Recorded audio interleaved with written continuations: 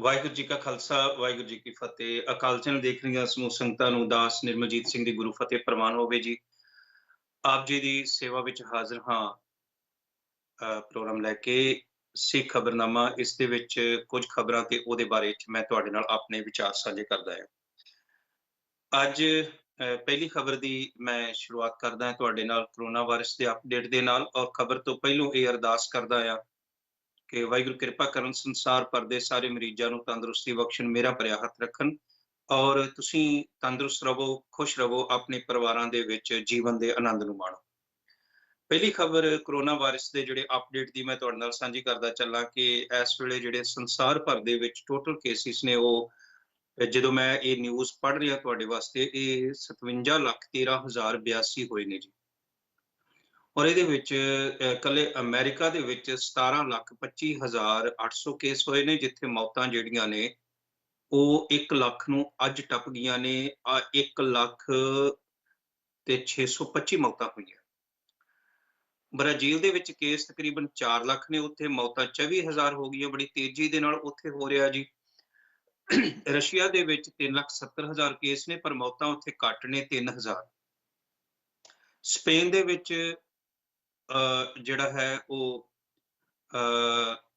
3,70,000 cases ਨੇ, ਉੱਥੇ ਮੌਤਾਂ ਜਿਹੜੀਆਂ ਨੇ ਜੀ ਉਹ 27,000 ਹੋ ਚੁੱਕੀਆਂ ਨੇ। ਯੂਕੇ ਦੀ ਗੱਲ ਕਰੀਏ, ਆਪਣੇ ਇੰਗਲੈਂਡ ਦੀ, ਤੇ 2,65,000 ਕੇਸਿਸ ਹੋਏ ਨੇ ਤੇ 37,000 ਦੀ ਮੌਤ ਹੋਈ ਹੈ। ਇਸ ਤੋਂ ਇਲਾਵਾ ਫਰਾਂਸ ਦੇ ਵਿੱਚ 1,82,000 ਕੇਸ ਨੇ, 28,500 ਮੌਤਾਂ ਹੋਈਆਂ।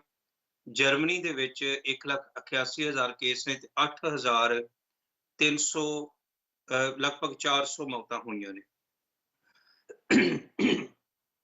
ਦੁਨੀਆ ਭਰ ਦੇ ਵਿੱਚ ਇਹ ਬਿਮਾਰੀ ਲਗਾਤਾਰ ਫੈਲਦੀ ਜਾ ਰਹੀ ਹੈ। ਉੱਥੇ ਦੁਨੀਆ ਦੇ ਕੁਝ ਦੇਸ਼ਾਂ ਨੇ ਇਸ ਦੇ ਵੈਕਸੀਨ ਨੂੰ ਲੱਭਣ ਦੀ ਲਗਾਤਾਰ ਕੋਸ਼ਿਸ਼ ਕੀਤੀ ਹੈ, ਔਰ ਜਿਸ ਤਰੀਕੇ ਨਾਲ ਰਿਕਵਰੀ ਹੋ ਰਹੀ ਹੈ, ਉਹ ਤਕਰੀਬਨ ਜੇ ਅਸੀਂ ਦੇਖੀਏ ਤਾਂ 50% ਜਿਹੜੀ ਹੈ ਰਿਕਵਰੀ ਹੋ ਰਹੀ। 24,54,000 ਜਿਹੜੇ ਮਰੀਜ਼ ਨੇ ਉਹ ਠੀਕ ਹੋਏ ਨੇ, ਜਿਹੜੀ ਖੁਸ਼ਖਬਰੀ ਦੀ ਗੱਲ ਹੈ।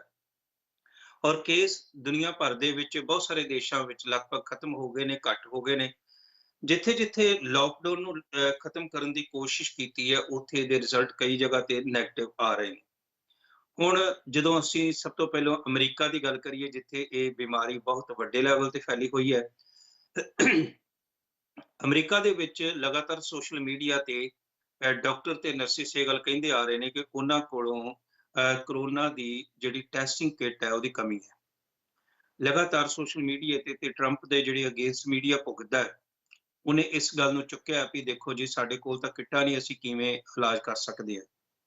ਟਰੰਪ ਪ੍ਰਸ਼ਾਸਨ ਨੇ 1 ਅਰਬ ਟੈਸਟਿੰਗ ਕਿੱਟਾਂ ਹੋਰ ਖਰੀਦੀਆਂ ਨੇ। ਜਿਹੜਾ ਬੀਤੇ ਕੱਲ ਉੱਥੇ 524 ਮੌਤਾਂ ਹੋਈਆਂ ਨੇ ਤੇ 1 ਲੱਖ, ਜਿਵੇਂ ਮੈਂ ਹੁਣ ਅਪਡੇਟ ਦਿੱਤਾ, ਕਿ ਪਹੁੰਚ ਗਈਆਂ ਨੇ। ਰਾਜਾਂ ਵੱਲੋਂ, ਸਟੇਟਸ ਵੱਲੋਂ ਕੋਸ਼ਿਸ਼ ਕੀਤੀ ਜਾ ਰਹੀ ਹੈ ਕਿ ਸਾਰਾ ਕੁਝ ਖੋਲ ਦਿੱਤਾ ਜਾਵੇ। ਪਿਛਲੇ ਹਫ਼ਤੇ ਉੱਥੇ ਧਾਰਮਿਕ ਸਥਾਨ ਜਿਹੜੇ ਸਨ ਉਹ ਖੋਲ ਦਿੱਤੇ ਗਏ ਸਨ। ਟਰੰਪ ਪ੍ਰਸ਼ਾਸਨ ਇਸ ਸਾਲ ਦੇ ਅੰਤ ਤੱਕ 1 ਅਰਬ ਟੈਸਟਿੰਗ ਕਿੱਟਾਂ ਖਰੀਦੇਗਾ ਤੇ ਸੰਘੀ ਸਰਕਾਰ ਇਹਨਾਂ ਕਿੱਟਾਂ ਨੂੰ ਆਪਣੇ ਹਿੱਸੇ ਵਜੋਂ ਰਾਜਾਂ ਨੂੰ ਦੇਵੇਗੀ। ਰਿਪੋਰਟ ਵਿੱਚ ਕਿਹਾ ਗਿਆ ਕਿ ਟੈਸਟਿੰਗ ਦੀ ਮੁੱਖ ਜ਼ਿੰਮੇਵਾਰੀ ਰਾਜਾਂ ਦੀ ਹੋਵੇਗੀ। ਸਿਹਤ ਮਾਹਰਾਂ ਵੱਲੋਂ ਅਰਥ ਵਿਵਸਥਾ ਨੂੰ ਮੁੜ ਖੋਲ੍ਹਣ ਦੇ ਮੱਦੇਨਜ਼ਰ ਵੱਡੀ ਪੱਧਰ ਉੱਪਰ ਟੈਸਟਿੰਗ ਤੇ ਜ਼ੋਰ ਦਿੱਤਾ ਜਾ ਰਿਹਾ। ਅਮਰੀਕਾ ਵਿੱਚ ਪਿਛਲੇ 24 ਘੰਟਿਆਂ ਵਿੱਚ ਤਕਰੀਬਨ 550 ਮੌਤਾਂ ਹੋਈਆਂ।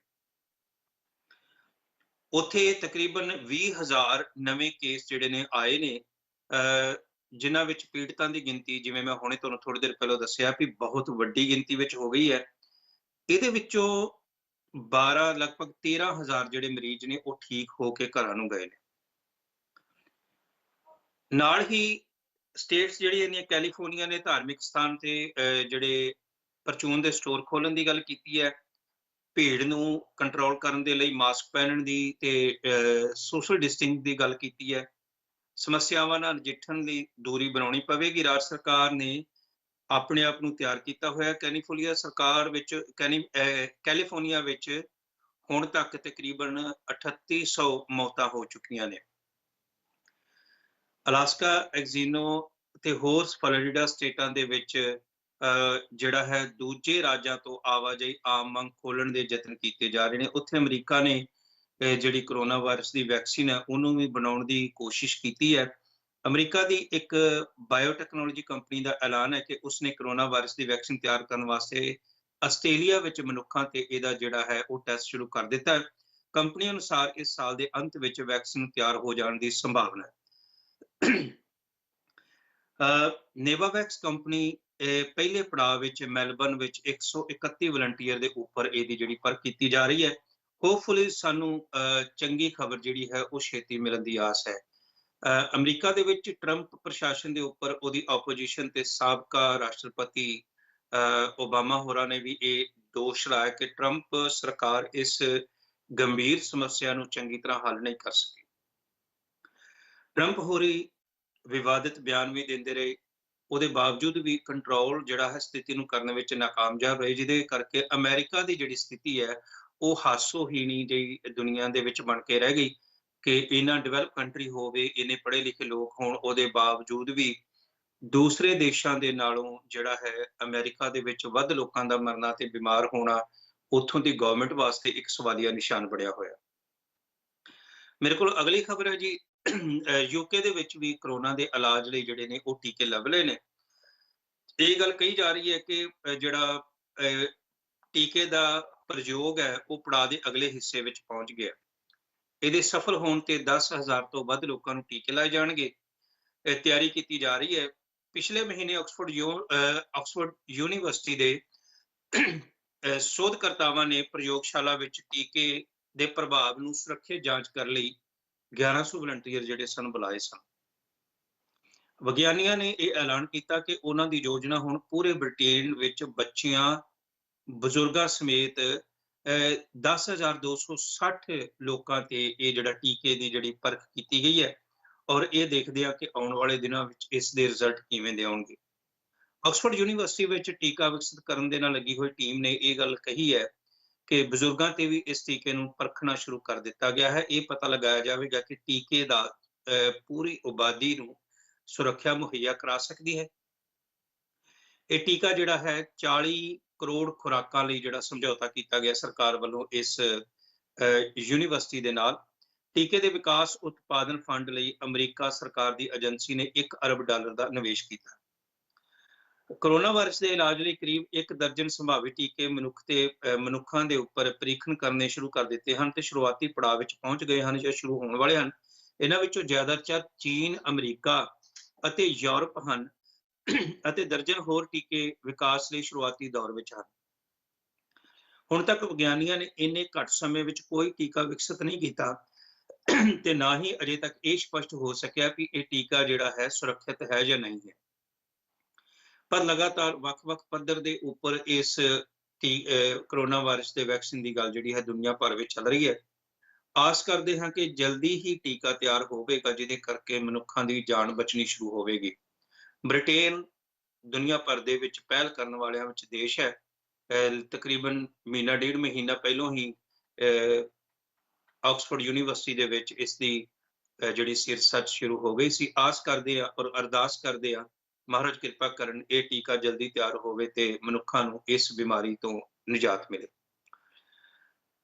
ਮੇਰੇ ਕੋਲ ਅਗਲੀ ਖਬਰ ਹੈ ਜੀ, ਸਿੰਗਾਪੁਰ ਦੀ ਇੱਕ ਵਿਗਿਆਨੀਆਂ ਦੇ ਅਧਿਐਨ ਨੇ ਇਹ ਗੱਲ ਕਹੀ ਹੈ ਕਿ ਬ੍ਰਿਟੇਨ ਦੇ ਵਿੱਚ 30 ਸਤੰਬਰ ਤੋਂ ਬਾਅਦ ਜਿਹੜਾ ਹੈ ਉਹ ਕੋਰੋਨਾ ਵਾਇਰਸ ਬਿਲਕੁਲ ਖਤਮ ਹੋ ਜਾਏਗਾ। ਉਹਨਾਂ ਨੇ ਵਿਗਿਆਨੀਆਂ ਨੇ ਇੱਕ ਰਿਸਰਚ ਕੀਤੀ ਹੈ ਜੀ, ਉਹਦੇ ਤੇ ਇਹ ਕਿਹਾ ਕਿ ਕੁਝ ਦੇਸ਼ਾਂ ਵਿੱਚ ਕੋਰੋਨਾ ਵਾਇਰਸ ਮਹਾਮਾਰੀ ਪੂਰੀ ਤਰ੍ਹਾਂ ਖਤਮ ਹੋ ਜਾਵੇਗੀ। ਸਿੰਗਾਪੁਰ ਤੇ ਖੋਜ ਕਰਨ ਵਾਲੇ ਨੇ ਕਿਹਾ ਕਿ 30 ਸਤੰਬਰ ਤੋਂ ਬਾਅਦ ਬ੍ਰਿਟੇਨ ਵਿੱਚ ਕੋਰੋਨਾ ਵਾਇਰਸ ਪੂਰੀ ਤਰ੍ਹਾਂ ਖਤਮ ਹੋ ਜਾਵੇਗਾ। ਆਪਣੇ ਤਰੀਕੇ ਦੇ ਨਾਲ ਉਹਨਾਂ ਰਿਸਰਚ ਕੀਤੀ ਹੈ, ਪਰ ਨਾਲ ਹੀ ਉਹਨਾਂ ਕਿਹਾ ਕਿ ਆਉਂਦੇ 4 ਮਹੀਨਿਆਂ ਵਿੱਚ ਬ੍ਰਿਟੇਨ ਨੂੰ ਜਿਹੜਾ ਹੈ ਉਹ ਇਹ ਬਿਮਾਰੀ ਤਾਂ ਖਤਮ ਹੋ ਜਾਏਗੀ, ਪਰ ਫਿਰ ਵੀ ਸਾਵਧਾਨ ਲੈਣ ਦੀ ਗੱਲ ਕੀਤੀ ਹੈ। ਨਾਲ ਹੀ ਉਹਨਾਂ ਇਹ ਗੱਲ ਵੀ ਕਹੀ ਹੈ ਕਿ ਭਵਿੱਖ ਦੇ ਵਿੱਚ ਕੁਦਰਤੀ ਅਨਿਸ਼ਚਾ ਬਣੀ ਰਹੇਗੀ। ਕੁਝ ਮਾਮਲਿਆਂ ਵਿੱਚ ਵਾਇਰਸ ਦੇ ਜਿਹੜੀ ਖਤਮ ਹੋਣ ਦੀ ਡੇਟ ਨਹੀਂ ਦੱਸੀ ਜਾ ਸਕਦੀ। ਨਾਲ ਹੀ ਉਹਨਾਂ ਕਿਹਾ ਕਿ ਲਾਪਰਵਾਹੀ ਕਰਕੇ ਜਿਹੜਾ ਹੈ ਉਹ ਜ਼ਿਆਦਾ ਖਤਰਨਾਕ ਵੀ ਹੋ ਸਕਦਾ ਹੈ। ਸੋ ਸਾਡੇ ਵਾਸਤੇ, ਬਰਤਾਨੀਆ ਵਾਸਤੇ ਖੁਸ਼ੀ ਦੀ ਖਬਰ ਹੈ ਕਿ ਇੱਥੇ ਇਹ ਬਿਮਾਰੀ 30 ਸਤੰਬਰ ਨੂੰ, ਉਦੋਂ ਤੱਕ ਬੜਾ ਲੰਮਾ ਸਮਾਂ ਹੈ। ਸਾਨੂੰ ਸਾਰਿਆਂ ਨੂੰ ਜਿੰਨੀ ਕੋਸ਼ਿਸ਼ ਹੋ ਸਕੇ ਵੱਧ ਤੋਂ ਵੱਧ ਘਰਾਂ ਵਿੱਚ ਰਹਿਣਾ ਚਾਹੀਦਾ। ਜਿਹੜੇ ਘਰਾਂ ਤੋਂ ਕੰਮ ਕਰ ਸਕਦੇ ਨੇ ਘਰਾਂ ਤੋਂ ਕਰੋ ਔਰ ਆਪਣੇ ਆਪ ਨੂੰ ਜਿਹੜਾ ਹੈ ਉਹ ਬਿਮਾਰੀਆਂ ਤੋਂ ਬਚਾਉਣ ਵਾਸਤੇ ਜਿਵੇਂ ਅਸੀਂ ਆਮ ਹੀ ਇੱਕ ਦੂਜੇ ਨਾਲ ਗੱਲ ਕਰਦੇ ਹਾਂ, ਚੰਗਾ ਖਾਣਾ, ਸਾਦਾ ਖਾਣਾ, ਪੌਸ਼ਟਿਕ ਆਹਾਰ ਜਿਹਨੂੰ ਕਹਿੰਦੇ ਆ ਉਹ ਕਰਨਾ। ਔਰ ਇਹਦੇ ਨਾਲ-ਨਾਲ ਸਾਨੂੰ ਲਗਾਤਾਰ ਇਹ ਕੋਸ਼ਿਸ਼ ਕਰਦੇ ਰਹਿਣਾ ਚਾਹੀਦਾ ਕਿ ਆਪਣੇ ਬਜ਼ੁਰਗਾਂ ਤੇ ਸਿਆਣਿਆਂ ਦਾ ਅਸੀਂ ਖਿਆਲ ਰੱਖ ਸਕੀਏ। ਜੀ, ਮੇਰੀ ਅਗਲੀ ਖਬਰ ਹੈ ਜੀ, ਭਾਰਤ ਵਿੱਚ ਕੋਰੋਨਾ ਵਾਇਰਸ ਨਾਲ ਮਰਨ ਵਾਲਿਆਂ ਦੀ ਗਿਣਤੀ ਜਿਹੜੀ ਹੈ ਜੀ, ਉਹ ਤਕਰੀਬਨ 4167 ਹੋ ਗਈ ਹੈ, ਜਦੋਂ ਮੈਂ ਤੁਹਾਨੂੰ ਖਬਰ ਦੇ ਰਿਹਾ ਜੀ। ਇੱਥੇ ਕੋਰੋਨਾ ਵਾਇਰਸ ਨਾਲ 146 ਵਿਅਕਤੀ ਹੋਰ ਮਰ ਗਏ ਨੇ। ਤੇ ਬਿਮਾਰੀ ਜਿਹੜੀ ਹੈ ਉਹ ਬਹੁਤ ਜ਼ਿਆਦਾ ਵੱਧ ਗਈ ਹੈ। ਇਹ ਪਿਛਲੇ ਦਿਨੀ 6535 ਕੇਸ ਸਾਹਮਣੇ ਆਏ ਨੇ ਔਰ ਤਕਰੀਬਨ 1.5 ਲੱਖ ਕੇਸ ਭਾਰਤ ਦੇ ਵਿੱਚ ਹੋ ਗਏ ਨੇ। ਕੁਝ ਵਿਗਿਆਨੀਆਂ ਨੇ, ਡਾਕਟਰਾਂ ਨੇ ਇਹ ਕਿਹਾ ਵੀ ਸੀ ਕਿ ਦੂਜਾ ਪੜਾਅ ਭਾਰਤ ਲਈ ਖਤਰਨਾਕ ਹੋ ਸਕਦਾ ਹੈ। ਜਿਵੇਂ ਤੁਹਾਨੂੰ ਪਤਾ ਕਿ ਭਾਰਤ ਵਿੱਚ ਲਗਭਗ ਖੋਲ੍ਹ ਦਿੱਤੇ ਗਏ ਨੇ ਬਹੁਤ ਸਾਰੀਆਂ ਸਟੇਟਾਂ ਨੂੰ, ਜਿਹੜਾ ਕਰਫਿਊ ਨਹੀਂ ਹੈ। ਹੁਣ ਸੋਸ਼ਲ ਡਿਸਟੈਂਸ ਤੇ ਗੱਲ ਕੀਤੀ ਜਾ ਰਹੀ ਹੈ, ਬਹੁਤ ਸਾਰੀਆਂ ਕੰਪਨੀਆਂ ਖੁੱਲ ਰਹੀਆਂ ਔਰ ਇੱਕ ਬੜਾ ਖਤਰਨਾਕ ਪੜਾਅ ਹੈ, ਜਿੱਥੋਂ ਨਿਕਲਣਾ ਬੜੀ ਮੁਸ਼ਕਿਲ ਦੀ ਗੱਲ ਦੱਸੀ ਜਾਂਦੀ ਹੈ। ਇਹ ਵੀ ਕਿਹਾ ਜਾ ਰਿਹਾ ਹੈ ਕਿ ਕੋਰੋਨਾ ਵਾਇਰਸ ਦੇ 80,000 ਮਰੀਜ਼ਾਂ ਦਾ ਇਲਾਜ ਜਾਰੀ ਹੈ। 60,000 ਜਿਹੜੇ ਮਰੀਜ਼ ਨੇ ਉਹ ਤੰਦਰੁਸਤ ਹੋ ਕੇ ਘਰਾਂ ਨੂੰ ਜਾ ਚੁੱਕੇ ਨੇ। ਸਿਹਤ ਮੰਤਰਾਲੇ ਨੇ ਇਹ ਵੀ ਗੱਲ ਕਹੀ ਹੈ ਕਿ ਦੇਸ਼ ਵਿੱਚ ਅਜੇ ਤਕਰੀਬਨ 41.61% 61% ਮਰੀਜ਼ ਜਿਹੜੇ ਨੇ ਠੀਕ ਹੋ ਚੁੱਕੇ ਨੇ। ਭਾਰਤ ਦੇ ਵਿੱਚ ਜਿਹੜੀ ਚੀਜ਼ ਦੀ ਕਮੀ ਨਜ਼ਰ ਆ ਰਹੀ ਹੈ ਉਹ ਇਹ ਹੈ ਕਿ ਉੱਥੇ ਟੈਸਟ ਹੀ ਬਹੁਤ ਸਾਰੇ ਵੱਡੀ ਗਿਣਤੀ ਵਿੱਚ ਨਹੀਂ ਹੋ ਰਹੇ। ਟੈਸਟ ਨਾ ਹੋਣ ਕਾਰਨ ਵੀ ਔਰ ਸਹੀ ਡਾਟਾ ਨਾ ਪਹੁੰਚਣ ਕਰਕੇ ਵੀ ਸਹੀ ਗੱਲ ਸਾਹਮਣੇ ਨਹੀਂ ਆ ਰਹੀ। ਦੂਜੀ ਗੱਲ ਭਾਰਤ ਦੀ ਸਰਕਾਰ ਦੀ ਹੈ, ਉਹ ਸਟੇਟ ਗਵਰਨਮੈਂਟ ਜਿਹੜੀ ਤਾਂ ਜਿੱਥੇ ਤਾਂ ਬੀਜੇਪੀ ਦੀ ਸਟੇਟ ਗਵਰਨਮੈਂਟ ਹੈ, ਉੱਥੇ ਉਹਨਾਂ ਅੰਕੜਿਆਂ ਨੂੰ ਛੁਪਾ ਰਹੀ ਹੈ। ਜਿੱਥੇ ਬੀਜੇਪੀ ਦੀ ਐਂਟੀ ਪਾਰਟੀ ਹੈ, ਉਹਨਾਂ ਨੂੰ ਜ਼ਿਆਦਾ ਉਭਾਰਿਆ ਜਾ ਰਿਹਾ ਵੀ ਦੱਸਣ ਦੀ ਇਹ ਕੋਸ਼ਿਸ਼ ਕੀਤੀ ਜਾ ਰਹੀ ਹੈ ਕਿ ਇਹ ਜਿਹੜੇ ਨੇ ਇਹ ਬਿਲਕੁਲ ਖਿਆਲ ਨਹੀਂ ਰੱਖ ਰਹੇ ਨੇ। ਉੱਥੇ ਜੇ ਅਸੀਂ ਗੱਲ ਕਰੀਏ ਤੇ ਸਭ ਤੋਂ ਵੱਧ ਜਿਹੜੇ ਕੇਸ ਰਾਜਸਥਾਨ ਵਿੱਚ ਨੇ, ਔਰ ਪੰਜਾਬ ਦੀ ਅਸੀਂ ਗੱਲ ਕਰੀਏ ਤੇ ਪੰਜਾਬ ਦੇ ਵਿੱਚ 40 ਮੌਤਾਂ ਹੋਈਆਂ ਨੇ। ਸਭ ਤੋਂ ਵੱਧ ਮੌਤਾਂ 1695 ਜਿਹੜੀਆਂ ਨੇ ਉਹ ਹੋਈਆਂ ਨੇ ਇਸ ਵੇਲੇ ਜੀ ਮਹਾਰਾਸ਼ਟਰ ਦੇ ਵਿੱਚ। ਪੰਜਾਬ ਦੇ ਵਿੱਚ ਜੇ ਹੁਣ ਤੱਕ ਗਿਣਤੀ ਕਰੀਏ ਤੇ 40 ਮੌਤਾਂ ਹੋਈਆਂ ਨੇ। ਦੇਖਦੇ ਹਾਂ ਹੁਣ ਆਉਂਦੇ ਦਿਨਾਂ ਵਿੱਚ ਭਾਰਤ ਇਸ ਨੂੰ ਕਿਵੇਂ ਟੈਕਲ ਕਰਦਾ, ਪਰ ਸਾਡੇ ਵੱਲੋਂ ਅਰਦਾਸ ਹੈ ਕਿਉਂਕਿ ਸਾਡਾ ਉਹ ਦੇਸ਼ ਹੈ, ਉੱਥੇ ਲੋਕ ਜਿਹੜੇ ਨੇ ਤੰਦਰੁਸਤ ਰਹਿਣ। ਮਹਾਰਾਜ ਸਾਰਿਆਂ ਨੂੰ ਚੜ੍ਹਦੀ ਕਲਾ ਬਖਸ਼ਿਸ਼ ਕਰਨ। ਮੈਂ ਤੁਹਾਨੂੰ ਵੀ ਬੇਨਤੀ ਕਰਾਂਗਾ, ਪੋਜ਼ਿਟਿਵ ਰਹਿਣਾ ਬਹੁਤ ਜ਼ਰੂਰੀ ਹੈ। ਚੰਗਾ ਆਹਾਰ ਖਾਣਾ, ਐਕਸਰਸਾਈਜ਼ ਕਰਨੀ ਔਰ ਜਿਹੜੇ ਭਰੋਸਾ ਰੱਖਦੇ ਨੇ ਗੁਰੂ ਸਾਹਿਬ ਜੀ ਦੀ ਬਾਣੀ ਨੂੰ ਪੜ੍ਹਨਾ, ਜੇ ਲੋੜ ਪਵੇ ਇੱਕ ਦੂਜੇ ਦੀ ਮਦਦ ਵਾਸਤੇ ਖੜਨਾ, ਇਸ ਸਮੇਂ ਵਿੱਚ ਇਹ ਸਭ ਤੋਂ ਜ਼ਰੂਰੀ ਬਣਿਆ ਹੋਇਆ। ਜਿਵੇਂ-ਜਿਵੇਂ ਸੰਸਾਰ ਦੇ ਵਿੱਚ ਬਹੁਤ ਸਾਰੇ ਦੇਸ਼ਾਂ ਦੇ ਵਿੱਚ ਖੁੱਲ੍ਹ ਮਿਲ ਰਹੀ ਹੈ, ਕੁਝ ਕੁ ਜਗ੍ਹਾ ਤੋਂ ਮਾੜੀਆਂ ਖਬਰਾਂ ਆ ਰਹੀਆਂ, ਪਰ ਵਾਹਿਗੁਰੂ ਕਿਰਪਾ ਕਰਨ ਆਉਣ ਵਾਲਾ ਸਮਾਂ ਵਧੀਆ ਹੋਵੇ। ਛੋਟੀ ਜਿਹੀ ਬ੍ਰੇਕ ਤੋਂ ਬਾਅਦ ਕੁਝ ਹੋਰ ਖਬਰਾਂ ਆਪ ਜੀ ਨਾਲ ਸਾਂਝੀਆਂ ਕਰਾਂਗਾ। ਵਾਹਿਗੁਰੂ ਜੀ ਕਾ ਖਾਲਸਾ, ਵਾਹਿਗੁਰੂ ਜੀ ਕੀ ਫਤਿਹ। ਵਾਹਿਗੁਰੂ ਜੀ ਕਾ ਖਾਲਸਾ, ਵਾਹਿਗੁਰੂ ਜੀ ਕੀ ਫਤਿਹ ਜੀ। Welcome back. ਦੇਖ ਰਹੇ ਹੋ ਅਕਾਲ ਚੈਨਲ, ਸੇਵਾ ਵਿੱਚ ਹਾਜ਼ਰ ਹਾਂ, ਨਿਰਮਲਜੀਤ ਸਿੰਘ। ਪ੍ਰੋਗਰਾਮ ਦੇ ਪਿਛਲੇ ਹਿੱਸੇ ਵਿੱਚ ਕਰੋਨਾ ਦਾ ਅਪਡੇਟ ਤੁਸੀਂ ਸੁਣਿਆ। ਹੁਣ ਕੁਝ ਹੋਰ ਖਬਰਾਂ ਤੁਹਾਡੇ ਨਾਲ ਸਾਂਝੀਆਂ ਕਰਨ ਜਾ ਰਹੇ ਹਾਂ। ਗੁਰਦੁਆਰਾ ਸਾਹਿਬ ਡਰਬੀ ਦੇ ਵਿੱਚ ਪਿਛਲੇ ਦਿਨੀ ਇੱਕ ਬੰਦੇ ਵੱਲੋਂ ਭੰਨ-ਤੋੜ ਕੀਤੀ ਗਈ। ਖਬਰ ਇਹ ਗੱਲ ਕਹਿੰਦੀ ਹੈ ਕਿ ਉਹਨੇ ਗੁਰਦੁਆਰੇ ਦੇ ਸ਼ੀਸ਼ੇ ਭੰਨੇ ਤੇ ਉੱਥੇ ਇੱਕ ਨੋਟ ਸੁੱਟ ਕੇ ਗਿਆ, ਜਿਹਦੇ ਵਿੱਚ ਉਹਨੇ ਲਿਖਿਆ ਹੋਇਆ ਸੀ ਕਿ ਇੰਡੀਆ ਵਿੱਚ ਕਸ਼ਮੀਰੀਆਂ ਤੇ ਜ਼ੁਲਮ ਕਰਨ ਕਰਕੇ ਇਹ ਜਿਹੜਾ ਹੈ ਮੈਂ ਕੰਮ ਲਿਆ। ਖਬਰ ਇਸ ਤਰ੍ਹਾਂ ਹੈ ਕਿ ਤਕਰੀਬਨ ਡਰਬੀ ਦੇ ਗੁਰੂ ਅਰਜਨ ਦੇਵ ਗੁਰਦੁਆਰਾ ਸਾਹਿਬ ਤੇ ਇੱਕ ਵਿਅਕਤੀ ਵੱਲੋਂ ਮੇਨ ਦਰਵਾਜ਼ੇ ਦੇ ਅੰਦਰ ਹਾਲ ਦੇ ਸ਼ੀਸ਼ੇ ਤੋੜ ਦਿੱਤੇ ਗਏ। ਸਵੇਰੇ 6 ਤੋਂ 7 ਵਜੇ ਦੇ ਤਕਰੀਬਨ ਉਹ ਕੰਧ ਟੱਪ ਕੇ ਗੁਰਦੁਆਰਾ ਸਾਹਿਬ ਵਿੱਚ ਦਾਖਲ ਹੋਇਆ। ਉਸਨੇ ਆਪਣਾ ਹੱਥ ਲਿਖਤ ਨੋਟ ਵੀ ਛੱਡਿਆ ਤੇ ਜਿਹਦੇ ਵਿੱਚ ਉਸਨੇ ਲਿਖਿਆ ਹੋਇਆ ਸੀ ਕਿ ਭਾਰਤ ਸਰਕਾਰ ਕਸ਼ਮੀਰੀਆਂ ਦੇ ਉੱਪਰ ਜ਼ੁਲਮ ਕਰ ਰਹੀ ਹੈ, ਇਸੇ ਕਰਕੇ ਅਸੀਂ ਇਹ ਜਿਹੜਾ ਹੈ ਕੰਮ ਕੀਤਾ। ਕਸ਼ਮੀਰੀ ਹਮਾਇਤ ਦਾ ਇਹ ਬੰਦਾ ਗੁਰਦੁਆਰਾ ਸਾਹਿਬ ਤੋਂ ਕੁਝ ਦੂਰੀ ਤੇ ਰਹਿੰਦਾ। ਪੁਲਿਸ ਵੱਲੋਂ 3 ਘੰਟਿਆਂ ਵਿੱਚ ਉਸ ਨੂੰ ਗ੍ਰਿਫਤਾਰ ਕਰ ਲਿਆ ਗਿਆ। ਇਹਨੇ ਇਸੇ ਵਿਅਕਤੀ ਨੇ ਇੱਕ ਹੋਰ ਨੂੰ ਵੀ ਜਿਹੜਾ ਸੀ ਰਸਤੇ ਦੇ ਵਿੱਚ ਯੂਰਪੀਅਨ ਨੂੰ ਚਾਕੂ ਮਾਰ ਕੇ ਜ਼ਖਮੀ ਵੀ ਕੀਤਾ ਸੀ। ਨੌਜਵਾਨਾਂ ਵਿੱਚ ਬਹੁਤ ਵੱਡਾ ਰੋਸ ਸੀ। ਡਰਬੀ ਪੁਲਿਸ ਦੇ ਕਹਿਣ ਦੇ ਮੁਤਾਬਕ ਉਹ ਸਾਰੇ ਧਾਰਮਿਕ ਸੰਸਥਾਵਾਂ ਦੀ ਸੁਰੱਖਿਆ ਲਈ ਨਿਗਰਾਨੀ ਕਰ ਰਹੀ ਹੈ। ਗੁਰੂ ਘਰ ਦੇ ਮੁੱਖ ਸੇਵਾਦਾਰ ਬਲਬੀਰ ਸਿੰਘ ਨੇ ਦੱਸਿਆ ਕਿ ਲਾਕਡਾਊਨ ਹੋਣ ਕਾਰਨ ਗੁਰੂ ਘਰਾਂ ਵਿੱਚ ਸੰਗਤਾਂ ਘੱਟ ਜਾਂਦੀਆਂ ਹਨ, ਇਸ ਕਰਕੇ ਸਵੇਰੇ ਸੰਗਤ ਦੀ ਗਿਣਤੀ ਜਿਹੜੀ ਹੈ ਉਹ ਨਹੀਂ ਹੁੰਦੀ। ਬਹੁਤ ਮਾੜੀ ਘਟਨਾ ਹੋਈ ਹੈ ਜੀ। ਕਈ ਜਿਹੜੇ ਨੇ ਸਿੱਖ ਥਾਟਸ ਇਹ ਵੀ ਕਹਿ ਰਹੇ ਨੇ ਕਿ ਨੌਜਵਾਨ ਨੂੰ ਕਿਸੇ ਭਾਰਤੀ ਏਜੰਸੀ ਨੇ ਵਰਤਿਆ ਹੋ ਸਕਦਾ, ਕਿਉਂਕਿ ਅੱਗੇ ਵੀ ਪੰਜਾਬ ਦੇ ਵਿੱਚ ਤੇ ਇੱਕ ਦੋ ਜਗ੍ਹਾ ਤੇ ਹੋਰ ਵੀ ਸਿੱਖਾਂ ਦੇ ਸਥਾਨਾਂ ਦੇ ਉੱਪਰ ਹਮਲੇ ਹੋ ਚੁੱਕੇ ਨੇ। ਕਾਰਨ ਉਹਦੇ ਪਿੱਛੇ ਕਸ਼ਮੀਰ ਦੱਸਿਆ ਜਾ ਰਿਹਾ, ਪਰ ਮੈਨੂੰ ਜਿੱਥੋਂ ਤੱਕ ਮਹਿਸੂਸ ਹੁੰਦਾ ਹੈ ਕਿ ਕਸ਼ਮੀਰੀ ਮੁਸਲਮਾਨੀ ਵੀਰਾਂ ਨੂੰ ਇਹ ਪਤਾ ਹੈ ਕਿ ਸਿੱਖ ਹਮੇਸ਼ਾ ਹੀ ਉਹਨਾਂ ਦੇ ਨਾਲ ਖੜਦੇ ਨੇ। ਤਸਵੀਰ ਦਾ ਇੱਕ ਦੂਸਰਾ ਪੱਖ ਵੀ ਹੈ ਜਿਹਨੂੰ ਛੇੜਨਾ ਬੜਾ ਮੁਸ਼ਕਿਲ ਹੈ, ਉਹ ਹੈ ਕਿ ਜਾਣਬੁੱਝ ਕੇ ਭਾਰਤ ਸਰਕਾਰ ਨੇ ਸਿੱਖ ਆਰਮੀ ਜਿਹੜੀ ਹੈ ਕਸ਼ਮੀਰ ਦੇ ਵਿੱਚ ਲਾਈ ਹੋਈ ਹੈ ਔਰ ਉਹਨਾਂ ਦੇ ਜ਼ਰੀਏ ਕਸ਼ਮੀਰੀਆਂ ਉੱਪਰ ਭਾਵੇਂ ਜ਼ੁਲਮ ਕੀਤਾ ਜਾ ਰਿਹਾ ਹੈ, ਪਰ ਜਿਹੜੇ ਆਮ ਇਹ ਵੀ ਪਤਾ ਵੀ ਜਿਵੇਂ ਕਸ਼ਮੀਰੀ ਗੁਲਾਮ ਨੇ ਉਵੇਂ ਸਿੱਖ ਵੀ ਗੁਲਾਮ ਨੇ ਭਾਰਤ ਦੇ ਵਿੱਚ। ਇਵੇਂ ਹੀ ਬਹੁਤ ਸਾਰੇ ਮੁਸਲਮਾਨ ਆਫਿਸਰ ਪੰਜਾਬ ਦੇ ਵਿੱਚ ਲਾਏ ਗਏ ਸਨ, ਇਵੇਂ ਹੀ ਬਹੁਤ ਸਾਰੇ ਮੁਸਲਮਾਨ ਕਸ਼ਮੀਰ ਦੇ ਵਿੱਚ ਵੀ ਲਾਏ ਗਏ ਨੇ। ਪਰ ਜੇ ਸਿੱਖ ਕੌਮ ਦੀ ਗੱਲ ਕਰੀਏ, ਸਿੱਖ ਕੌਮ ਹਮੇਸ਼ਾ ਹੀ ਜ਼ੁਲਮ ਦੇ ਖਿਲਾਫ ਲੜਦੀ ਰਹੀ ਹੈ। ਮੁਸਲਮਾਨ ਕਮਿਊਨਿਟੀ ਦੇ ਨਾਲ ਸਿੱਖੀ ਦਾ ਜਿੱਥੇ ਰਾਜਨੀਤਿਕ ਤੌਰ ਤੇ ਇਤਿਹਾਸ ਦੇ ਵਿੱਚ ਕੁਝ ਰਿਹਾ ਹੋਵੇਗਾ, ਪਰ ਮੌਜੂਦਾ ਸਮੇਂ ਵਿੱਚ ਚਾਹੇ ਕਸ਼ਮੀਰ ਦਾ ਮੁੱਦਾ ਹੈ, ਸਿੱਖ ਜਿਹੜੇ ਨੇ ਕਸ਼ਮੀਰੀਆਂ ਦੇ ਨਾਲ ਖੜੇ ਨੇ। ਕਰਤਾਰਪੁਰ ਦਾ ਲਾਂਘਾ ਖੁੱਲਣ ਤੇ ਹੋਰ ਨੇੜਤਾ ਆਈ। ਮੈਨੂੰ ਲੱਗਦਾ ਹੈ ਕਿ ਜਾਂ ਤੇ ਕਸ਼ਮੀਰੀ ਨੌਜਵਾਨਾਂ ਦੇ ਵਿੱਚ ਗਾਈਡੈਂਸ ਨਹੀਂ ਹੈ, ਇਗਨੋਰੈਂਸ ਹੈ, ਜਾਂ ਜਾਣਬੁੱਝ ਕੇ ਕਿਸੇ ਬੰਦੇ ਦੁਆਰਾ ਉਹਨਾਂ ਨੂੰ ਵਰਤਣ ਦੀ ਕੋਸ਼ਿਸ਼ ਕੀਤੀ ਗਈ ਹੈ। ਅਕਾਲ ਚਲਣ ਦੇ ਮਾਧਿਅਮ ਰਾਹੀਂ ਮੈਂ ਸਾਰੇ ਜਿਹੜੀ ਕਸ਼ਮੀਰੀ ਹੈ ਜਾਂ ਮੁਸਲਮਾਨ ਕਮਿਊਨਿਟੀ ਵੀਰ ਨੇ ਉਹਨਾਂ ਨੂੰ ਮੈਂ ਬੇਨਤੀ ਕਰਦੇ ਆ ਕਿ ਕਿੰਨਾ ਚੰਗਾ ਹੋਵੇ ਜੇ ਤੁਸੀਂ ਆਪਣੀ ਕਮਿਊਨਿਟੀ ਨੂੰ ਸੋਹਣੇ ਤਰੀਕੇ ਦੇ ਨਾਲ ਗਾਈਡ ਕਰੋ ਕਿ ਸਿੱਖ ਤਾਂ ਸਾਡੇ ਦੁਸ਼ਮਣ ਨਹੀਂ, ਅਸੀਂ ਤਾਂ ਆਪਸ 'ਚ ਉਹਦੀ ਭਰਾ ਹਾਂ। ਜਿੰਨਾ ਸਫ਼ਰ ਤੁਸੀਂ ਕਸ਼ਮੀਰ ਵਿੱਚ ਕਰ ਰਹੇ ਹੋ ਉਹ ਤੋਂ ਵੱਧ ਨਹੀਂ ਤਾਂ ਬਰਾਬਰ ਹੀ ਅਸੀਂ ਪੰਜਾਬ ਦੇ ਵਿੱਚ ਕੀਤਾ ਹੋਵੇਗਾ। ਸੋ ਇਹੋ ਜਿਹੀਆਂ ਘਟਨਾਵਾਂ ਜਿਹੜੀਆਂ ਨੇ ਉਹ ਸਾਡੀ ਜਿਹੜੀ ਆਪਸੀ ਪਿਆਰ ਏਕਤਾ ਹੈ ਉਹਦੇ ਵਿੱਚ ਦੁਫਾੜ ਪਾਉਂਦੀਆਂ ਨੇ। ਪੁਲਿਸ ਪੁੱਛਗਿੱਛ ਕਰ ਰਹੀ ਹੋਵੇਗੀ, ਪਰ ਜਿੱਥੇ ਕੁਝ ਮੁਸਲਿਮ ਆਗੂਆਂ ਵੱਲੋਂ ਵੀ ਇਸ ਘਟਨਾ ਦੀ ਨਿਖੇਧੀ ਕੀਤੀ ਗਈ, ਉਹ ਵੀ ਇੱਕ ਚੰਗੀ ਸ਼ੁਰੂਆਤ ਹੈ। ਪਰ ਸਾਨੂੰ ਹਰ ਜਗ੍ਹਾ ਤੇ ਬੜੇ ਖਿਆਲ ਦੇ ਨਾਲ ਰਹਿਣਾ ਪਵੇਗਾ, ਦੇਖਣਾ ਪਵੇਗਾ ਵੀ ਸਾਡੀ ਕਮਿਊਨਿਟੀ ਦੀ ਕਿਤੇ ਕਿਸੇ ਤਰੀਕੇ ਦੇ ਨਾਲ ਜਿਹੜਾ ਹੈ ਨੁਕਸਾਨ ਨਾ ਹੋਵੇ ਔਰ ਦੂਸਰੀਆਂ ਕਮਿਊਨਿਟੀਆਂ ਦੇ ਨਾਲ ਕਮਿਊਨੀਕੇਸ਼ਨ ਬਣਾ ਕੇ, ਖਾਸ ਤੌਰ ਤੇ ਜਿਹੜੇ ਇੱਥੇ ਕਸ਼ਮੀਰੀਆਂ ਦੇ ਮੁਖੀ ਨੇ ਉਹਨਾਂ ਨਾਲ ਬੈਠ ਕੇ ਮੀਟਿੰਗ ਦਾ ਹੋਣਾ ਵੀ ਜ਼ਰੂਰੀ ਹੈ, ਤਾਂ ਕਿ ਉਹ ਵੀ ਇਹ ਕਲੀਅਰ ਕਰ ਸਕਣ ਕਿ ਇਹ ਬੰਦਾ ਇਹਨਾਂ ਦਾ ਸੀ ਜਾਂ ਕਿਸੇ ਏਜੰਸੀ ਨੇ ਉਸ ਨੂੰ ਵਰਤਿਆ ਹੈ। ਕਸ਼ਮੀਰੀਆਂ ਨਾਲ ਬੈਠ ਕੇ ਜਿਹੜਾ ਹੈ ਉਹ ਰਾਬਤਾ ਕਰਨਾ ਔਰ ਉਹਨਾਂ ਦੇ ਸਾਹਮਣੇ ਤਸਵੀਰ ਸਹੀ ਕਰਨੀ, ਤਾਂ ਕਿ ਅੱਗੋਂ ਤੋਂ ਇਹੋ ਜਿਹੀ ਮਿਸਅੰਡਰਸਟੈਂਡਿੰਗ ਨਾ ਹੋਵੇ ਤੇ ਅੱਗੋਂ ਤੋਂ ਇਹੋ ਜਿਹੀ ਘਟਨਾ ਵੀ ਨਾ ਹੋਵੇ ਜੋ ਗੁਰੂ ਘਰ ਵਿੱਚ ਹੋਈ ਹੈ।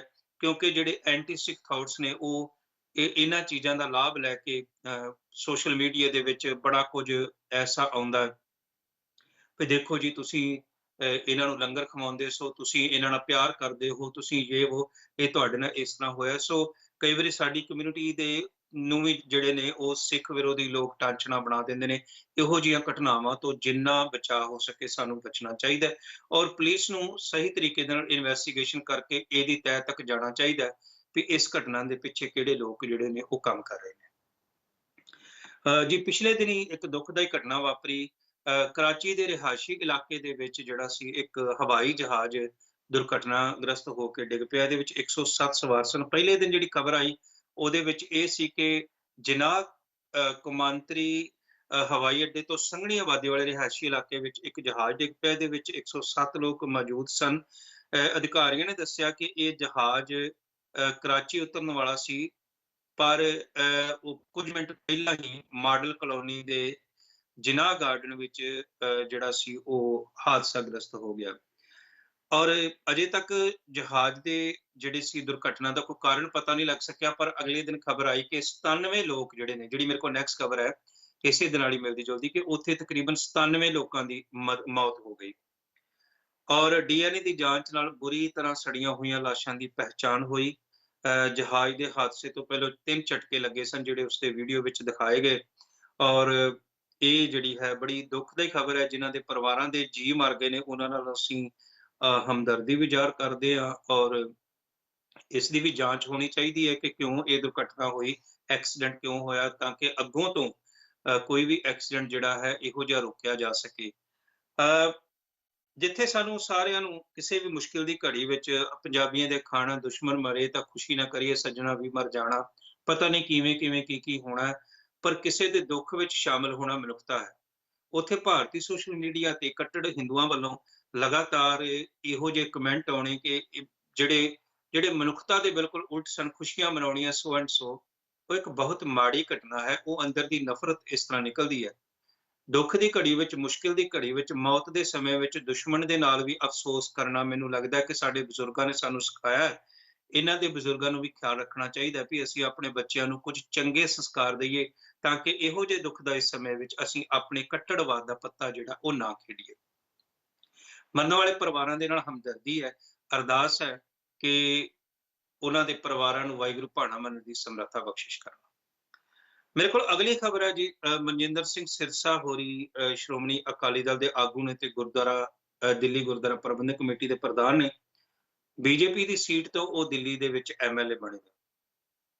ਮਨਜਿੰਦਰ ਸਿੰਘ ਸਿਰਸਾ ਹੋਰਾਂ ਥੋੜੇ ਦਿਨ ਪਹਿਲਾਂ ਹੀ ਇੱਕ ਬਿਆਨ ਦਿੱਤਾ ਸੀ ਕਿ ਮਹਾਮਾਰੀ ਦੇ ਮੱਦੇਨਜ਼ਰ ਧਾਰਮਿਕ ਸੰਸਥਾਵਾਂ ਨੂੰ ਆਪਣੇ ਕੋਲ ਜਮ੍ਹਾਂ ਸੋਨਾ ਤੇ ਸਰਮਾਇਆ ਸਰਕਾਰ ਦੇ ਹਵਾਲੇ ਕਰ ਦੇਣਾ ਚਾਹੀਦਾ ਹੈ ਤਾਂ ਕਿ ਜਿਹੜੀ ਹੈ ਉਹ ਸਰਕਾਰਾਂ ਦੀ ਮਦਦ ਹੋ ਸਕੇ।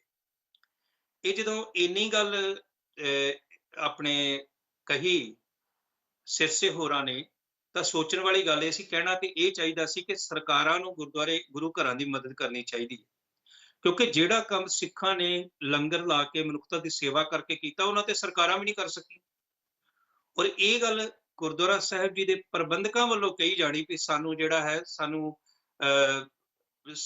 ਸਰਕਾਰਾਂ ਨੂੰ ਆਪਣਾ ਜਿਹੜਾ ਸੋਨਾ ਤੇ ਸਰਮਾਇਆ ਦੇ ਦੇਣਾ ਚਾਹੀਦਾ ਤੇ ਇਹ ਸੀ ਭਈ ਦੱਸਦੇ ਵੀ ਜਿਵੇਂ ਸਿੱਖਾਂ ਨੇ ਮਦਦ ਕੀਤੀ ਹੈ ਸਰਕਾਰਾਂ ਉਵੇਂ ਕਰਨ। ਇਸ ਤੇ ਜਿਹੜਾ ਸੀ ਉਹ ਬਹੁਤ ਜ਼ਿਆਦਾ ਵਿਵਾਦ ਉੱਠਿਆ। ਸਿਰਸਾ ਨੂੰ ਕਹਿਣਾ ਪਿਆ ਨਹੀਂ ਮੈਂ ਸਿੱਖਾਂ ਵੱਲੋਂ ਨਹੀਂ ਕਿਹਾ, ਮੈਂ ਸਰਕਾਰ ਵੱਲੋਂ ਨਹੀਂ ਕਿਹਾ, ਪਰ ਰਿਐਲਿਟੀ ਵਿੱਚ ਇਹ ਹੈ ਕਿ ਬੀਜੇਪੀ ਦਾ ਐਮਪੀ ਹੋਣ ਕਰਕੇ ਮਨਜਿੰਦਰ ਸਿੰਘ ਸਿਰਸਾ ਹੋਰੀ ਗੁਰੂ ਘਰ ਨੂੰ ਤਾਂ ਪਿੱਛੇ ਛੱਡਦੇ ਨੇ ਪਰ ਬੀਜੇਪੀ ਨੂੰ ਹਮੇਸ਼ਾ ਸਾਹਮਣੇ ਰੱਖਦੇ ਨੇ। ਇੱਥੇ ਜਿਹੜੀ ਗੱਲ ਕਰਦੇ ਆ ਕਿ ਇਹ ਮਨਜਿੰਦਰ ਸਿੰਘ ਸਿਰਸਾ ਹੋਰਾਂ ਵੱਲੋਂ ਇਹ ਗੱਲ ਕਹਿਣੀ ਵੀ ਸਰਕਾਰ ਨੂੰ ਦਿਓ, ਇਹ ਗੱਲ ਮੰਨੀ ਜਾ ਸਕਦੀ ਹੈ ਤੇ ਬਹੁਤ ਸਾਰੇ ਧਾਰਮਿਕ ਸਥਾਨਾਂ ਦੀ ਮਨੁੱਖਤਾ ਦੀ ਸੇਵਾ ਨਹੀਂ ਕੀਤੀ। ਪਰ ਤੁਹਾਨੂੰ ਤੇ ਪਤਾ ਹੋਣਾ ਚਾਹੀਦਾ ਕਿ ਦਿੱਲੀ ਦੀ ਗੁਰਦੁਆਰਾ ਕਮੇਟੀ ਨੇ ਹਜ਼ਾਰਾਂ ਲੋਕਾਂ ਨੂੰ ਰੋਜ਼ ਫ੍ਰੀ ਲੰਗਰ ਛਕਾ ਕੇ ਸੇਵਾ ਕੀਤੀ ਹੈ। ਤੁਹਾਨੂੰ ਤਾਂ ਇਹ ਕਹਿਣਾ ਸ਼ੋਭਾ ਨਹੀਂ ਬਣਦਾ। ਨਾਲੇ ਤੁਸੀਂ ਗੁਰਦੁਆਰਾ ਸਾਹਿਬ ਦੇ ਪ੍ਰਧਾਨ ਹੋ, ਕੋਈ ਸਰਕਾਰ ਦੇ ਨੁਮਾਇੰਦੇ ਥੋੜੀ। ਸਰਕਾਰ ਆਪਣੇ ਲਈ ਮੰਗ ਲਈ ਹੈ। ਜਿਨ੍ਹਾਂ ਲੋਕਾਂ ਨੂੰ ਨਰਿੰਦਰ ਮੋਦੀ ਜਾਂ ਉਹਦੀ ਸਰਕਾਰ ਉੱਪਰ ਭਰੋਸਾ ਉਹਨੂੰ ਦੇ ਰਹੀ ਹੈ, ਤੁਹਾਨੂੰ ਤਾਂ ਆਪਣੇ ਲੰਗਰ ਚਲਾਉਣ ਦੀ ਸੇਵਾ ਚਾਹੀਦੀ ਹੈ। ਤੁਹਾਨੂੰ ਕੀ ਲੋੜ ਪਈ ਹੈ ਸਰਕਾਰ ਦੇ ਵਿਚੋਲੇ ਬਣ ਕੇ ਅਗਾਂਹ ਜਾਣ ਦੀ। ਇਸ ਤਰੀਕੇ ਦੇ ਨਾਲ ਜਿਹੜੇ ਸੰਸਾਰ ਭਰ ਦੇ ਵਿੱਚ ਸਿੱਖਾਂ ਨੇ ਇਸ ਦਾ ਬੁਰਾ ਮਨਾਇਆ ਤੇ ਵਿਦੇਸ਼ਾਂ ਵਿੱਚ ਵਸਦੇ ਹੋਏ ਬਹੁਤ ਸਾਰੇ ਸਿੱਖਾਂ ਨੇ ਜਿਹੜਾ ਹੈ ਇਹਨਾਂ ਦਾ ਬਾਈਕਾਟ ਅਮਰੀਕਾ ਦੇ ਬਹੁਤ ਸਾਰੇ ਗੁਰਦੁਆਰੇ ਨੇ ਕੀਤਾ ਹੈ।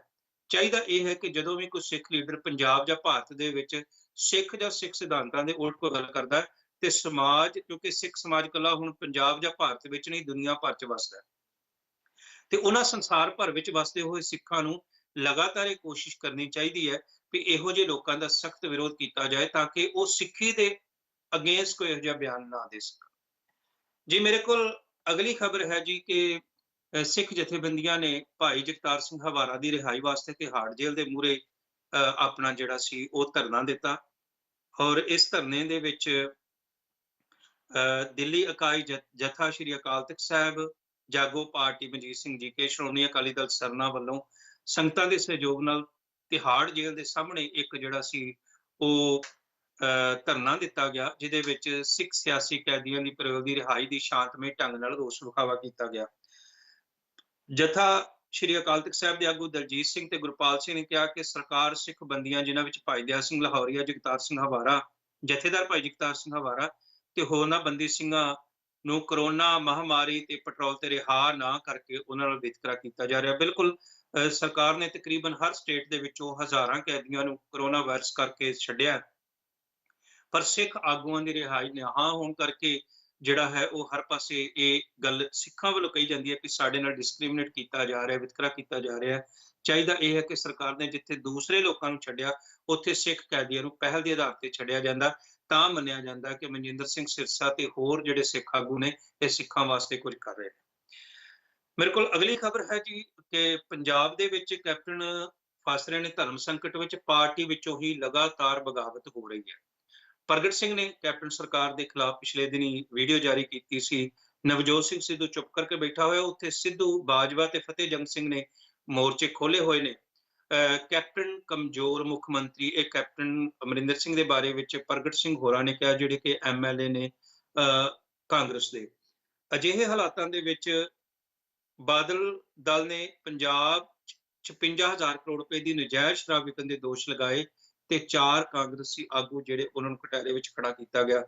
ਇਹ ਗੱਲ ਲਗਾਤਾਰ ਮੰਨੀ ਜਾਂਦੀ ਹੈ ਕਿ ਕੈਪਟਨ ਅਮਰਿੰਦਰ ਸਿੰਘ ਹੋਰੀ ਆਪਣੇ ਵਿਧਾਇਕਾਂ ਨੂੰ ਨਹੀਂ ਮਿਲਦੇ ਤੇ ਨਾ ਹੀ ਉਹਨਾਂ ਦੀਆਂ ਸ਼ਿਕਾਇਤਾਂ ਸੁਣਦੇ ਨੇ। ਇੱਕ ਬੜੀ ਵੱਡੀ ਇਹਨਾਂ ਦੇ ਖਿਲਾਫ ਗੱਲ ਚੱਲ ਰਹੀ ਹੈ, ਜਿਹੜੀ ਕਿ ਹੁਣ ਬਾਗੀ ਰੁੱਖ ਦੇ ਵਿੱਚ ਸਾਹਮਣੇ ਆਈ ਹੈ।